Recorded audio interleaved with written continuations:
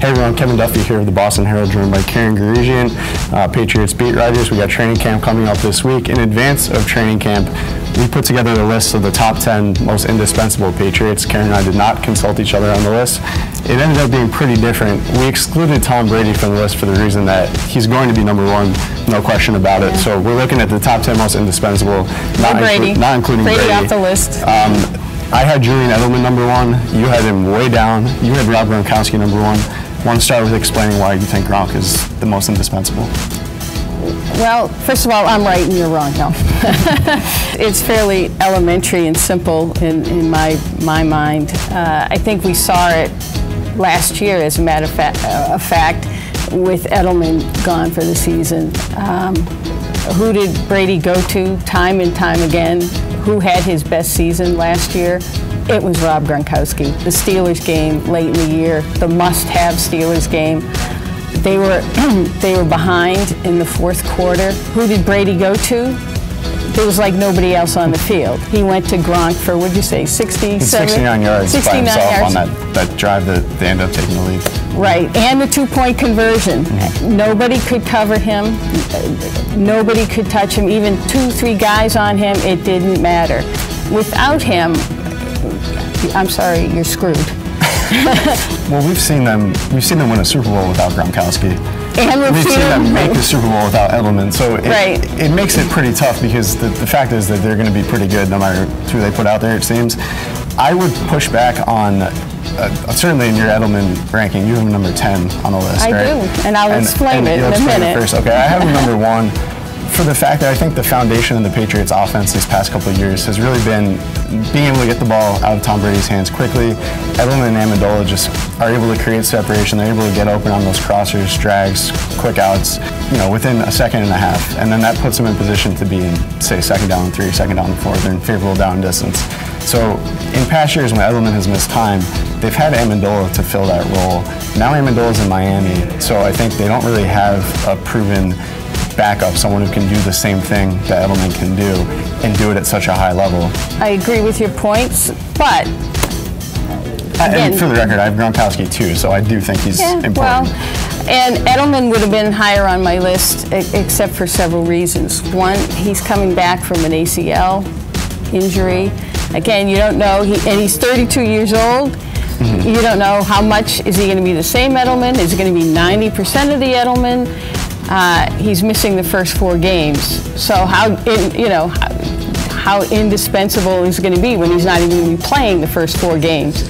So they have to live without this indispensable player as it is. For September, they have to figure it out without him. And they figured it out last year.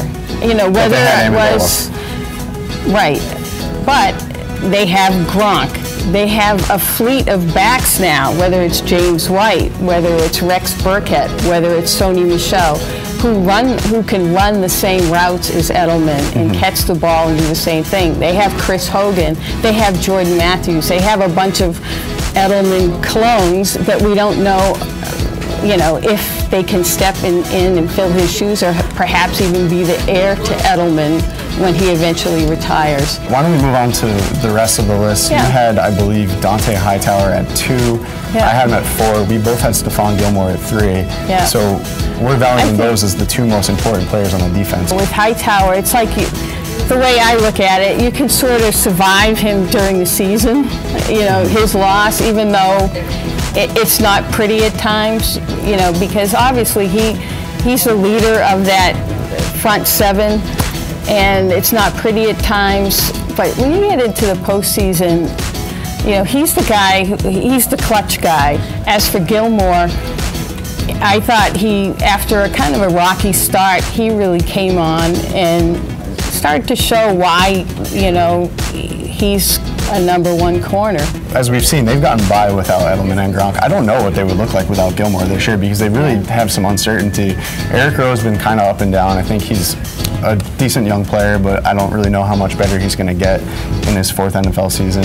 Jason McCourty, he barely played in minicamp. On the field in minicamp and OTA, so we have to see what his status is in training camp, how much he's even out there. You had James White on the list. I did not.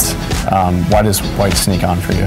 The trust factor with Brady, 14 catches in a Super Bowl. You can't overlook what, again, any player that has that kind of connection with Brady, to me, is that important. That third down back is so vital in so many ways, and he does so many things, whether it's blitz pickup, whether it's catching the ball coming out of the backfield on those third downs, making those clutch plays, making the two-point conversion. That's why he's indispensable. That's a strong case. He played a lot in that Philadelphia game. Right. Obviously, he played They went to him over Dion Lewis in that game. Obviously, he played a lot in the comeback against the Falcons, but I think they have other players on the roster that can do similar things to him. I was going to say, they do, but who does Brady want on the field?